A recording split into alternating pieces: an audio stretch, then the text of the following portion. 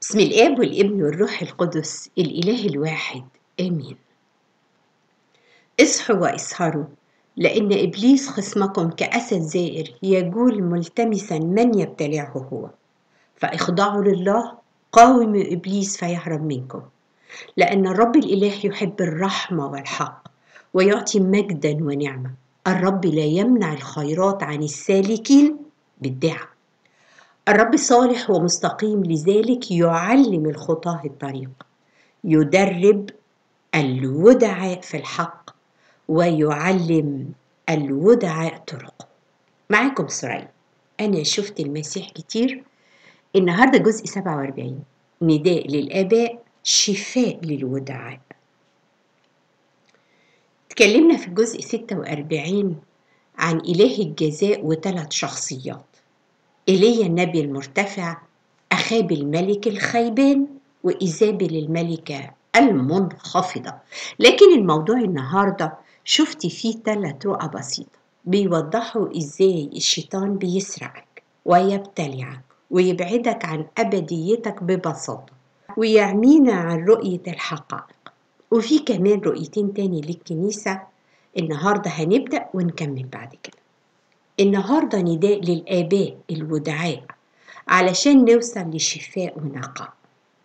يا جماعة، الإنسان لما بيسقط في الخطية بيبقى عامل زي الكورة اللي بتقع من فوق جبل عالي، بيتدحرج من خطية للتانية بسرعة، والمشكلة إنه بيرمي أخطائه على الآخر زي أخاب الملك الخيبان، مش عارف ياخد قرار، أو زي إيزابل بيتمسك بانخفاضه ويفضل منخفض عميد لإبليس، أو يكون زي إيليا النبي الوديع القوي اللي من أسباب قوته قبوله لتعليم ربنا وتمسكه بيها.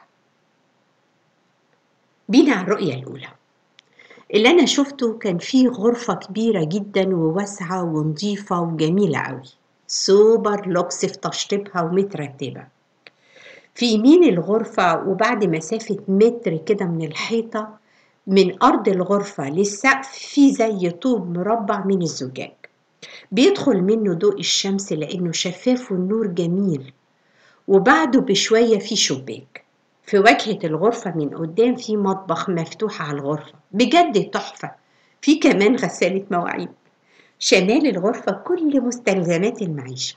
في وسط الغرفة في ترابيزة كبيرة مودرن، كل حاجة كانت جميلة وهادية ومنظمة ونظيفة. ساكن في الغرفة دي فتى في سن المراهقة، أخد التليفون وبيتكلم مع أصحابه وبيضحكوا، ده كل الموضوع. وشوية في حد من ورا بيكسر ويخلع الطوب الزجاجي من تحت زي الحرامي، وطوبة ورا طوبة اتشال ربعهم، والباب من تحت اتكسر واتشال منه الربع، واتكسر زجاج الشباك. واللي لافت نظري الشغل بهدوء وخباثة، وعينيهم على الفتى زي الحرامية، وبجد خايفين منه. طب خايفين منه ليه؟ الفتى مش حاسس باللي بيحصل حواليه ومبسوط وبيضحك ولا هو هنا. دخلت قطة كبيرة، وراها قطة صغيرة متوحشين بينطوا في كل مكان وبيوسخوا المكان بطريقة صعبة. والشاب في التليفون مش حاسس، لكن أنا شايفة. اتحركت بتلقائية، رحت أطرد القطط. كان القطط بيخرجوا من تحت الباب ويدخلوا لي من الشباك، أطردهم يخرجوا، أبدأ أنظف، وأول ما هقرب أخلص يدخلوا ويوسخوا تاني. قلت أعمل إيه يا رب؟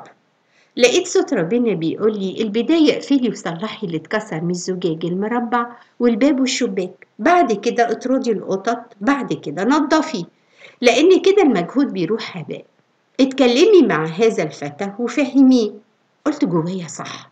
بدأت أتكلم مع الفتى بتصليح الشباك والباب والفتحات، وأشاور له على الغرفة الداخلية لحياته نتيجة التواصل الخاطئ على الأجهزة الإلكترونية والهاتف.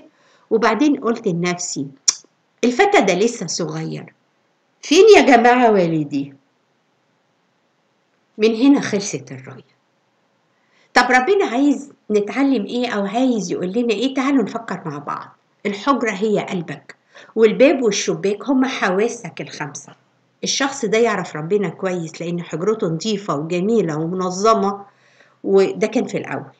ولأنه لسه صغير في سن المراهقة ولسه ما فيش خبرة ويجهل أفكار إبليس وما يعرفش إن إبليس دايما يدخل لنا في وقت ضعف أو غفلة أو فتور أو جهل أو أصحاب سوء.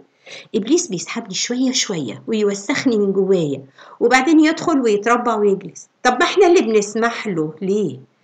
لما مش بتحرس أبواب قلبك وشبابيك عينيك وودانك يدخل جواك ويزرع زوال. مش عارف أبدأ منين وأعمل إيه؟ اسأل ربنا، صدقوني ربنا بيرد علينا، بس احنا اللي ودنا مسدودة.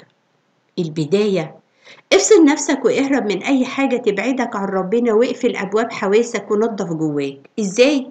أنتم الآن أنقياء لسبب الكلام الذي كلمتكم به. الكتاب المقدس هو نور ونار، نوره يعلمك ويرشدك وناره يبكتك وينقيك. اعترف بغلطك، ما تعملش زي أخاب الخيبان، وعندك كل وسائط النعمة تساعدك وتقويك وتثبتك في المسيح. القطط اللي عاملة زي النمر الصغيرين دول شياطين بيلعبوك اطردهم باسم يسوع وخليك قوي الإرادة. خد قرار في حياتك وما تتنازلش مع إبليس وما تحاورش معاه. إبليس بيخاف من ولاد ربنا فبيسحبهم بدهاء وخباثة، بيشتغل زي الحرامي. يا جماعة الأجواء المحيطة بأولادنا بتأثر فيهم، زي التعليم في المدارس والمدرسين، ومنهم الملحدين مثلا في المدارس الأوروبية عندنا بيحاولوا يهزوا الإيمان في وجود الله وإنه هو الخالق، ده غير وجود منهم مثليين، أو الحياة في وسط ناس مكسور وسطيهم وجود الأسرة المستقرة السليمة، زي الحياة بدون زواج مش مشكلة، أو خروج الأبناء للحياة خارج الأسرة بعد سن 18 سنة. ده غير الألعاب والأغاني اللي فيها صور وأشكال بتجهز الجيل الصغير للارتباط بالأرواح الشريرة. وفي الأغاني بيبقى فيه كلمات كتير بيستعملوها في السحر ونداءات بتفتح أبواب لإبليس على حياتهم والاعتقاد في الأبراج والدجل. هم مش حاسين زي الفتى، واخدينها لعب وضحك. ده غير أصحاب السوء وحاجات تاني كتير. في عبودية واستعباد للأجيال الخارجة للحياة وهم فاكرين إن التليفون وكل اللي عليه ده طبيعي. كل ده بيأثر على ذهن الشباب والكبار كمان، والأجيال بيكبروا جواهم عداوة وكراهية لربنا لأنهم حاسين إنه واقف بينهم وبين شهواتهم اللي بتدمرهم وهم مش حاسين. ده غير تشويه للحقائق الأساسية للأولاد وتقنين للنجاسة تحت اسم الحرية والحب. ربنا يحافظ عليهم وعلينا. الفتى جميل وسمع الكلام أول ما كلمته وعنده استعداد للتنفيذ وبدأ فعلا ينفذ، ده دليل على الوداعة. هو شخص وديع لكن لسه الإرادة مش قوية، هو في سن التعليم وبناء الشخصية. طب إيه هي الوداعة؟ تعالوا نعرف إيه هي الوداعة. الوداعة هي السر اللي بيجعلك تتشكل بسهولة وإنك تتقبل تشكيل يد الفخاري علشان تبقى شبه ليسوع. الوداعة هي المفتاح اللي يفتح لك أبواب الحياة في المسيح على مصراعيها، فتجري في الطريق اللي يفتحه الله للأبرار فلا يتعثرون فيه فيعلمهم. الوديع هو الشخص الراغب في التعليم والذي يشتاق ويبحث عما يتعلمه ومن يعلمه. يا جماعة الرب صالح ومستقيم، لذلك يعلم الخطاة الطريق، يدرب الودعاء في الحق ويعلم الودعاء طرقه. تعلموا مني، برضو فيها تعلموا اهي، لاني وديع ومتواضع القلب فتجدوا راحة لنفوسكم. طوبى للودعاء لانهم يرثون الارض. الوديع يحيا في قلوب الاخرين ويرثها ويمتلكها بوداعته.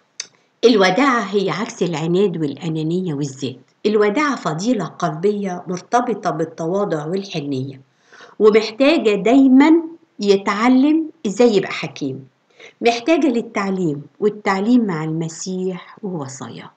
الوداعة هي إحدى ثمر الروح القدس لمن يخضع للروح القدس، وهي غالبا للأشخاص الحنينين. الوديع يخضع لله بحب وتسليم، يضع نفسه من أجل الآخرين لتحقيق ما هو جيد ليهم بالصبر وهدوء.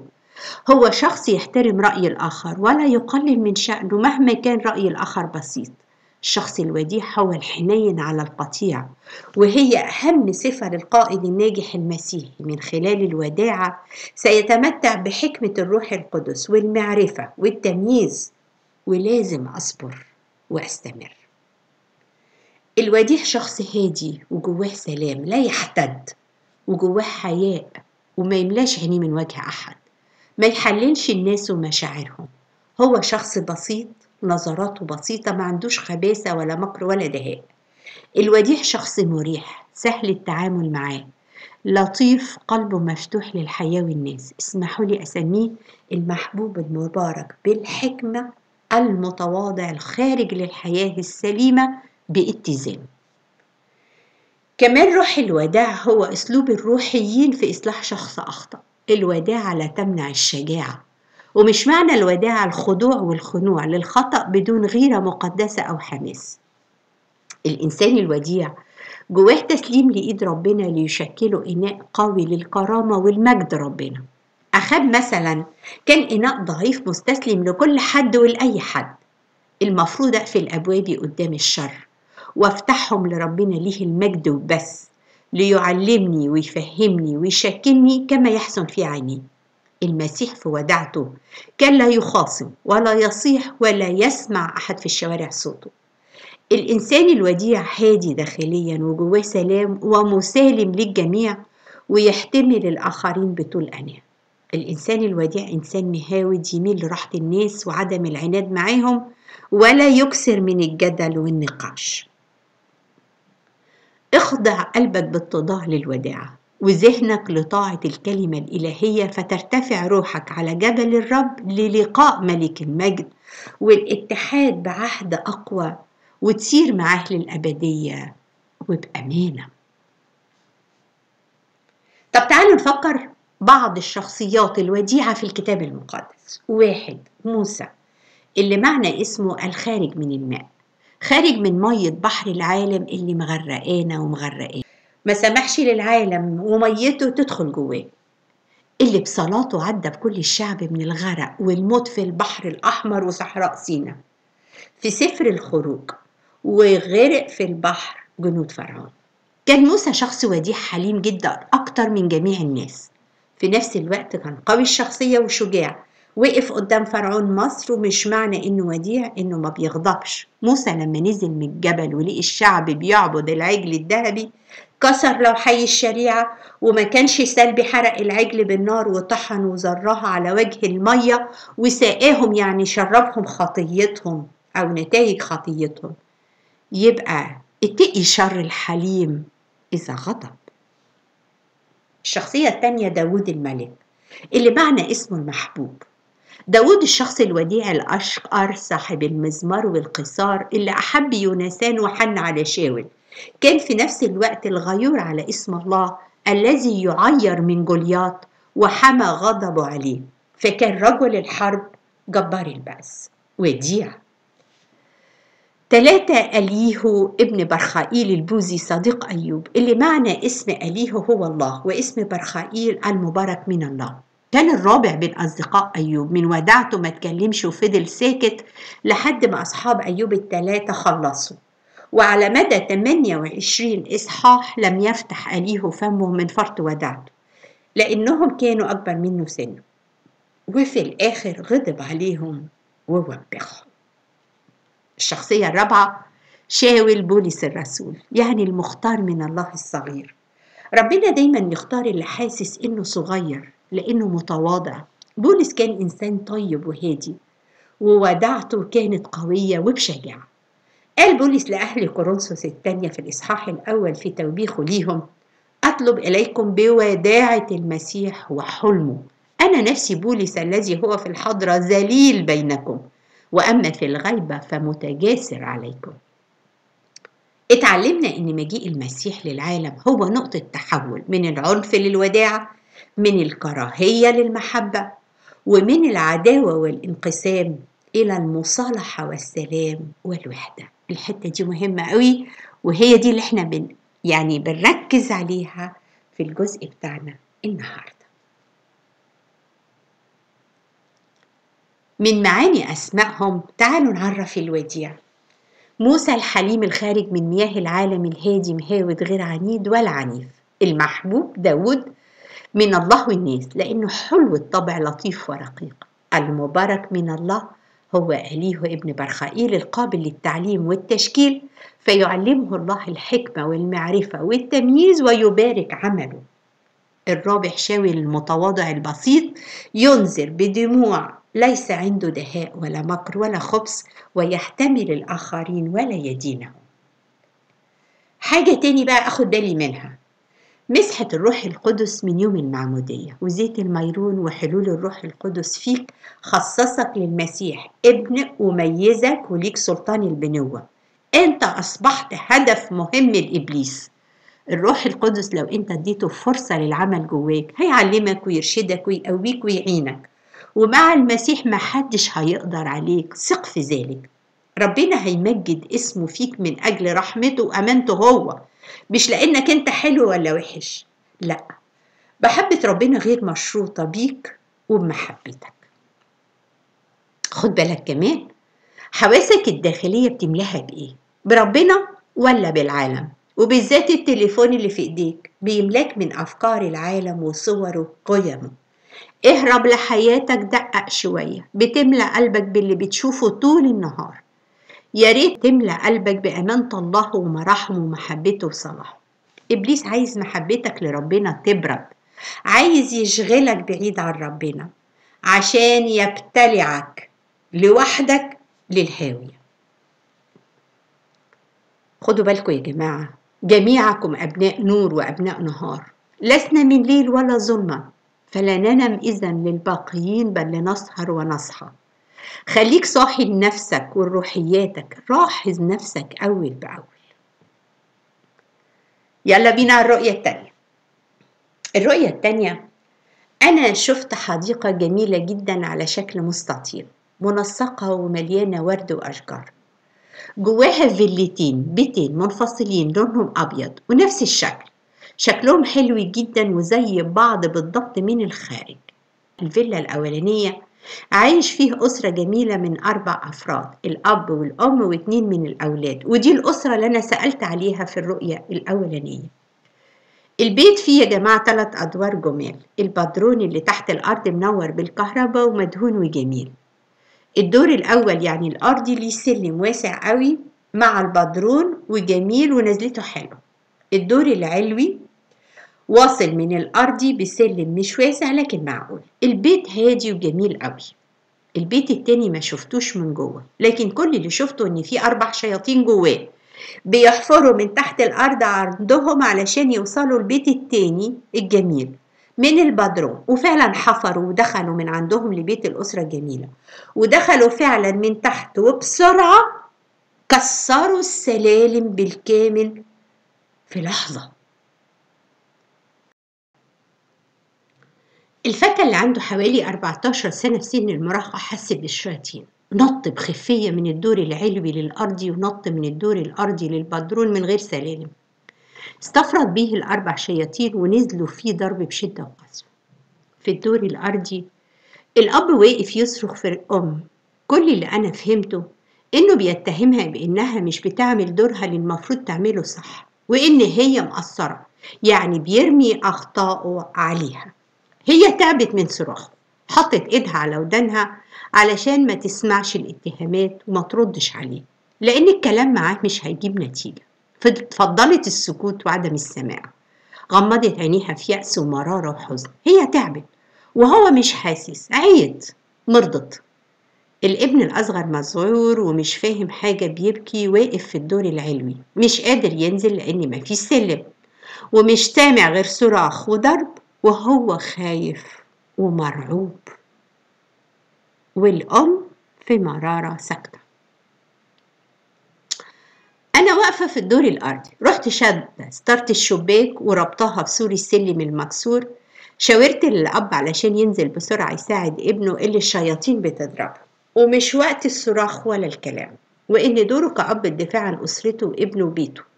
وفعلا بسرعة نط ونزل وبدأ يدافع عن ابنه. الابن اتشجع، وقفوا في ظهر بعض، وكل واحد مسك عصاية خشب بإيديه الاتنين ولما رفعوا ايديهم بالعصي هربت الشياطين.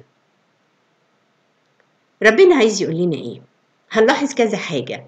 نلاحظ تعبير تحت الأرض بيعبر عن أرواح شيطانية مكان سكنها تحت الأرض، ويحمل روح الهاوية والموت، يعني روح الكراهية والعنف والانقسام والخصام، يعني روح المرض أو روح الفشل أو الخوف والرعب والإرهاب، أو الذكريات القديمة السيئة اللي كل ما تحاول تتقدم في حياتك الروحية ترجع لك وترجعك للخلف وتوصلك للاكتئاب. أو روح برودة وصقيع روحي، يعني روح الاستهانة بالتسبيح والألحان والعبادة والسجود، أو الاستهانة بالصوم والصلاة، أو روح الكبرياء والذات والأنانية. المهم هم أرواح القوة الأرضية اللي بتسحبك شوية شوية لتحت وتعمل انقسام وتكسر العلاقات.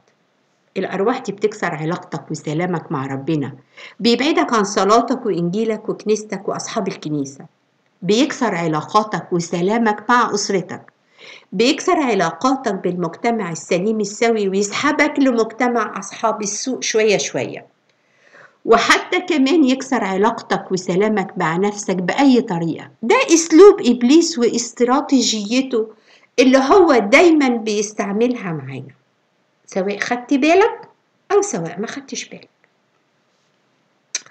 نلاحظ كمان أولا الأب ده جواه برضه وداع، لأنه سمع واتحرك، في جواه رغبة وإرادة واعية، بيحب ربنا وبيته وأولاده. البيتين كانوا زي بعض من الخارج، يعني إبليس بيقلد كل حاجة خارجيا ويتخفى عشان ما تعرفوش ويتوهك ويضللك. هو عايز يقلد ربنا، عايز يشوه صورة ربنا بأي وضع جواك. ممكن كمان يظهر لك كشكل ملاك من نور، لكن الداخل عنده كريه ونجس ومعفن وكله فساد. إبليس بينتهز الفرص ويزرع الزوان شوية شوية لحد ما الزوان يميت الزرعة الجميلة والبراعم الصغيرة. هو يلتمس ابتلاع أولادنا وبيوتنا وحياتنا ويقتلنا زي نابوت اليزرعيلي. هو بيضللك ويتوهك ويشوه صورة ربنا جواك، وبكده يوصل بالجيل اللي جاي للارتداد العام، وبالذات شغال على الفتيان والأولاد الصغيرين. هو ده اللي هيوصلهم للارتداد. أول حاجة إبليس بيعملها لما يوصل للبيوت الحلوة تكسير السلالم، يعني قطع التواصل بين أفراد الأسرة حتى لو كل واحد بيعمل دوره. ده روح الانقسام والتحزب والتفرق. لو مفيش تواصل وحوار ونقاش وحب، هو يستفرد بكل واحد لوحده ويبتلعه. وفين التواصل في البيت؟ التواصل اللي بيتكسر بينا عن طريق الانشغالات المستمرة والميديا والتلفزيونات والتليفونات. كل واحد أصبح مشغول ومش فاضي للتاني، ومش فاضيين حتى ربنا خلقنا. وما بينفعش حد ينشغل كمان بالخدمة، ودي أخد بالي منها، والكنيسة، وينسى واجباته في أسرته وبيته. أولاً ناخد بالنا كمان من لا يجمع معي فهو يفرق. حنية الأب يا جماعة واحتضانه واحتوائه لأسرته هيبني. الموضوع مش بس مسؤولية، ده حب وحنية. هل الأب هو الصوت العالي والقسوة والضرب؟ بحتاج شوية كنترول للذات وسط التجارب. الأب ليه مهابة لكن مش إرهاب وصراخ. يوم ما تلاقي نفسك بتصرخ وعصبي ومتنرفز، اعرف إنك اتهزمت من إبليس. محتاج حكمة الرجل ولطف المرأة. يا بنتي خضوع في الصح، مش بس خنوع وبس. البراعم الصغيرة بتضيع في وسط الصراعات في البيوت. صومك وصلاتك خلوا البيت حلو، لكن إرادتك وحنيتك ولطفك وودعتك بتبني بيتك. أنا عارفة إن الأيام صعبة والضغوط كتير على الناس ومتطلبات الحياة كترت، وتربية الأولاد حاليا بقيت وأصبحت أصعب، لكن فكروا شوية. اطلبوا الحكمة من ربنا والمعونة، اطلبوا مساعدة ربنا ليكم، مش تقفوا تصرخوا وتزعقوا بس. أولادنا هم أغلى شيء في حياتنا، احنا عايشين ليهم بأي طريقة وفي أي مكان، ولازم أعرف وأعترف إن البيئة الآن مختلفة عننا. أيامهم أيام الميديا والفيس والثقافة والانفتاح. مش كل اللي بيصلي كتير وبيقعد كتير في الكنيسة هو إنسان ناضج وسليم، وكتير من أولادنا بيحتموا في الكنيسة لكسب الوقت والهروب من مشاكلهم ومن بيوتهم. وربنا قال أروم أن تكون صحيحا في كل شيء كما أن نفسك تكون أيضا ناجحة. ليه بصرخ يا جماعة؟ صراخي ده سلوك بيعبر عن الإجهاد والتعب من قلق، إعياء، حرمان من النوم. وبصرخ أو بيصرخ من يعانون من ضغوط شديدة. قد يكون الصراخ نتيجة التوتر المتراكم والتفكير المستمر، هعمل إيه في الموضوع الفلاني؟ هتصرف إزاي؟ المشكلة دي هتصرف هعمل إيه؟ هو شعور بالعجز أو خيبة الأمل. خلي اتكالك الحقيقي على ربنا دايما. اطلب المعونة في الصلاة. قوي ضعف شخصيتك وارمي المسؤوليات الكتيرة والكبيرة اللي فوق ظهرك وفوق قدرتك وطاقتك. صدقوني على ربنا في الصلاة. اصرخ لربنا، ربنا سامع وشايف وبيساعد وبيعمل. صراخك في وش الأولاد بطريقة صعبة بيتعب ويهز أسرتك كلها نفسيا حتى لو هم غلطانين. خد نفس عميق، خد جانب لوحدك واهدى، خد فرصة للتفكير وما تسرعش، اخرج وامشي في مكان واسع. استعين بسؤال الناس اللي انت بتثق فيهم، ما تقطعش نفسك من مجتمع الحكماء والمشيرين. على فكرة ده مش عيب، ده ذكاء. اعرف انك مع اولادك هتتعب، ده عادي ومفيش حاجة جديدة.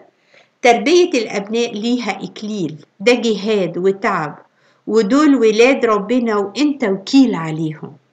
تأكد ان ربنا هيتدخل لان هم ولاده قبل ما يكونوا ولادكم. ربنا عامل الموضوع ده مخصوص النهاردة عشان الأولاد. الشيطان بيضرب الابن وهو زي المشلول لسه صغير. هي غمضت عينيها وقفلت ودانها من الوجع والتعب. ماشي، المرأة هنقول إناء ضعيف. الأب غضبان، هو شايف إن عنده حق، لكن غضب الإنسان لا يصنع بر الله. الأب تعب لأن الحرب شديدة عليه. طبعا هو إنسان تحت الضعف، وإبليس لا يرحم، والناس كمان ما بترحمش. يا جماعة الشياطين الأربعة هي حرب من كل الجهات على الفتيان وأبائهم وكل مجتمع. خدوا بالكم الأرض فيها 4 عناصر طبيعية. عندنا المية والتراب والريح والنار، وإبليس بيحارب بدول. هيحارب بالمية العالم كله بالفيضانات والجفاف والأعاصير والدوامات. هيحارب بالريح والأرواح، يعني الحروب الروحية يمينية كانت أو شمالية.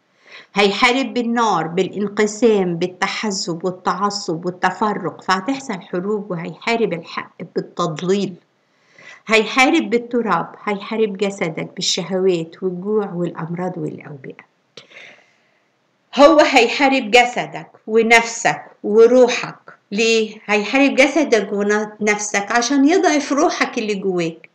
وعلى فكرة إبليس بدأ الحرب مع العالم كله، مش بس جوه البيوت، وكمان خارج البيوت وبين الدول. لازم نصحى ونتقوى بالمسيح. الابن في الأول كان مستسلم لضرب الشياطين الأربعة فيه، لأنه كان فقد الأمل في مساعدة والديه. أب بيصرخ، أم فقدت الأمل في التفاهم مع جوزها. وبالرغم من أن البيت جميل ومنظم، يعني دول مسيحيين، لكن إيماني بيظهر في سلوكي قدام الأولاد. الأب والأم قدوة لأولادهم. يا جماعة احنا صورة المسيح الذي لا يصيح ولا يسمع في الشوارع صوته، لكن عندنا حكمة وبنفكر كويس. اسكب نفسك قدام يسوع، اسجد بالروح والحق، اخرج من روتين في الصلاة، اصرخ له. إنسانك الخارجي جاهل باللقاء بالإله العالي ساكن النور. إنسانك الخارجي جاهل بالروح الحية جواه وقوتها. إنسانك الخارجي جاهل بانطلاق الروح في عالم الروح بالروح القدس. ربنا حاسس وسامع وشايف حتى نبضات قلبك. اتأكد إن ربنا معاك، سامع وشايف. خليك واثق في وجود الله معاك. أما منتظر الرب فيجددون قوة، يرفعون أجنحة كالنسور، يرقدون ولا يتعبون، يمشون ولا يعيون. ده لأن ربنا معاهم. افرد جناحات الحرية زي ما المسيح قالها ليا في الترنيمة كده بالنص والحرف. خايف من ايه؟ ده فيه ليك مذبح وليه 4 قرون القوة، في ليك 4 أنهار بتروي جنة حياتك الروحية. امسك في الوداعة وأجنحتها ال4، موسى وداود وألياهو وبولس. عيش في العالم، ما تسمحش لمية العالم تدخل جواك. حب ربنا من كل قلبك وحب الناس. تمسك بالتعليم والوصية، هيعلمك الحكمة. استقبل ربنا وتعليمه بتواضع. 4 شياطين مين دول اللي يقفوا قدام أبناء الله العلي القدوس؟ أول حاجة افتكرتها لما شفت الشياطين ال4 في سفر النشيد 4 برضو: استيقظي يا روح الشمال وتعالي يا روح الجنوب، هبي على جنتي فتقطر أطيابها، لينزل حبيبي إلى جنته ويأكل ثمره النفيس. ده نداء للروح القدس أن يأتي سريعا ويحوطنا من كل جانب ويحفظنا من كل روح شرير، أو دعوة للحبيب نفسه بكونه الريح الهادي الوديع اللي يجتاز القلب ويسكن فيه، فيكون لنا عمل المسيح فينا، وتخلي حياتنا وبيوتنا جنة للحبيب يأكل ثمرها. إن هبت على النفس تجارب شمالية أي هاجة الخطية ضدها أو تجارب يمينية يثور فيها البر الذاتي، ففي هذا كله بيسندنا ربنا وليحفظنا من التجارب. هو مش بيحفظنا من التجارب وبس، ده بيخرج منها ثمارا يفرح بها العريس، زي الشمسون اللي أخرج من الآكل أكلا ومن الجافي حلاوة. نادي: هلم يا روح من الرياح ال4 وهب على بيتي وأولادي فنحيا. والروح هو روح الحياة، الروح القدس. وكمان وأنت يا ابن آدم خذ لنفسك عصا واحدة. هاتان العصوان في يد الابن وأبوه هما العارضتان الرأسية والأفقية للصليب. العارضة الرأسية يعني اتحاد الأرض بالسماء، والعارضة الأفقية اتحاد البشرية معا في جسد المسيح وتوبه. وهكذا بالصليب يستعيد الإنسان علاقته بالله واتحاده بإخواته ونفسه. بالصليب نغلب ونعبر كل تجربة وضيقة، وبالذات نسمع كلمة الاتحاد والوداعة، علاج ضد روح الانقسام وتكسير العلاقات. الاتحاد بيننا في جسد المسيح هو العلاج ضد روح الانقسام. روح الانقسام والخصام وتكسير العلاقات اللي خارج من الأرض علينا وعلى كنيستنا وعلى بيوتنا وولادنا وعلى العالم كله، ربنا بيحذرنا. وانت كمان ليك 4 وجوه زي الكاروبيم ال4 حامل العرش. خرج لإبليس وجه الأسد. اوعى تنسى وافتكر، الأسد مليان قوة وسلطان وزئير لطرد الأرواح الشريرة. اربطهم للدينونة في الظلام. النسر مليان رؤية وحكمة مرتفعة، وطريق النسر في السماويات. ارتفع معاه بالروح وما تخافش. وجه الثور عمره ما يعرف يرجع للورا ويثبت في الأرض رجليه. ثبت رجليك في طريق الحق.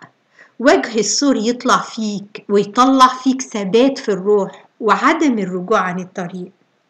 خرج روح الإنسان، هو ابن الإنسان، هو وجه يسوع وصورته فيك من نمو ونعمة وحكمة وقداسة وبر وفداء. وجهه اللي مليان محبة وحنية وتواضع ووداعة وفرح وسلام وإيمان، هو صورته اللي بتظهر فيك. ما تتنازلش عن وجوه 4. وفي هذه جميعها يعظم انتصارنا بالذي أحبنا. وده فعلا اللي عمله الأب والابن في الآخر. اتحد الأب وابنه، وقفوا ضد الأرواح الشريرة ورفعوا صليبهم راية الانتصار. وقفوا ونادوا المسيح بالصلاة والتسبيح. إن كان الله معنا فمن علينا، ومن سيفصلنا عن محبة المسيح؟ لا موت ولا حياة ولا ملائكة ولا رؤساء ولا قوات للشياطين ولا أمور حاضرة ولا مستقبلة ولا علو ولا عمق ولا خليقة أخرى تستطيع أن تمنعنا عن محبة المسيح. بيوتكم وأولادكم نعمة حافظوا عليهم. وصلوا ليهم حب المسيح بحبكم ليهم. كونوا قدوة في الحب، ده المسيح بيظهر في سلوكي، في الرحمة، في الحكمة، في التصرف. اكسبوا أولادكم، اكسبوهم. الزوج هدية من ربنا، وكذلك الزوجة والأولاد ميراث من الرب. وما أجمل كمان الإنسان اللي ياخد أخطاء الآخرين ويستر عليها أو يشيلها عليه في مكانهم. هو زي المسيح. المسيح حمل خطايانا عليه وسترنا. اعملوا زيه واتعلموا منه. الستارة كمان اللي أنا شديتها من على الشباك وربطتها في سور السلم عشان ننزل عليها في الرؤية، متسلقين بدل السلم، كانت ليه؟ افتكرت الساكن في ستر العلي في ظل القدير يبيد.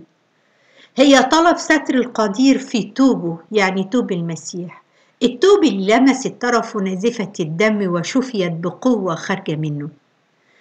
وحدة التوب أي توب المسيح اللي بيسترنا ويستر علينا.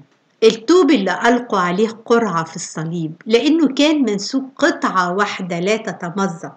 ده دليل على وحدة الشعب في المسيح بقوة وبدون انقسام. الكنيسة الوحدة الوحيدة المقدسة الجامعة الرسولية اللي أبواب الجحيم ما هتقدرش عليها. طب مين في العهد القديم مزق طوب ربنا، يعني مزق شعبه، وليه؟ ليه الشخص ده عمل انقسام؟ وإيه أسبابه؟ وليه كانت النتائج المؤسفة؟ هنشوفها بنعمة ربنا المرة الجاية إن شاء الرب وعشنا. عايزاكم اذكروني في صلواتكم، وبعتذر عن التأخير والتقصير.